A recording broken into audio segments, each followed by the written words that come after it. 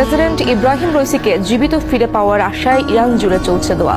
পথে পথে মোনাজাতে হাত তুলেছেন লাখ লাখ মানুষ। রোববার প্রেসিডেন্ট রইসির হেলিকপ্টার নিখোঁজের খবর শোনার পরই তসবিহ জায়নামাজ নিয়ে প্রার্থনায় বসেছেন নাগরিকরা। দেশ জুড়েই মসজিদে মসজিদে চলছে দোয়া। রাজধানী তেহরানের প্রধান সড়কগুলোয় চলছে মাতম, দোয়া। চোখের পানি ফেলে মহান আল্লাহর কাছে রইসির সুস্থতা কামনা করছেন তারা।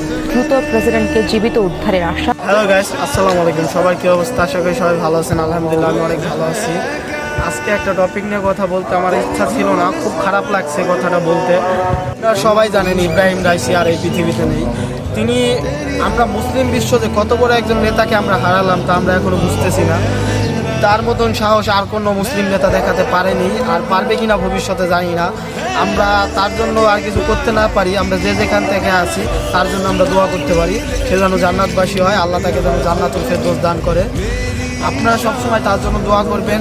আর তিনি সবসময় ন্যায়ের পথে ছিলেন, সত্যির পথে ছিলেন, বিধায় আজকে তার দেশের জনগণ তার জন্য কান্না করছে। আপনারা দেখতে পাচ্ছেন, পাশে থাকা ভিডিওতে দেখেন কি পরিমাণ কান্না করছে তার দেশের জনগণ তার জন্য। ओ देश मेरे तेरी शान पे सदके कोई धन है क्या तेरी धूल से बढ़ के तेरी धूप से रोशन। ইব্রাহিম রাইসি ছিলেন একজন মুসলিম বিশ্বের অন্যতম নেতা।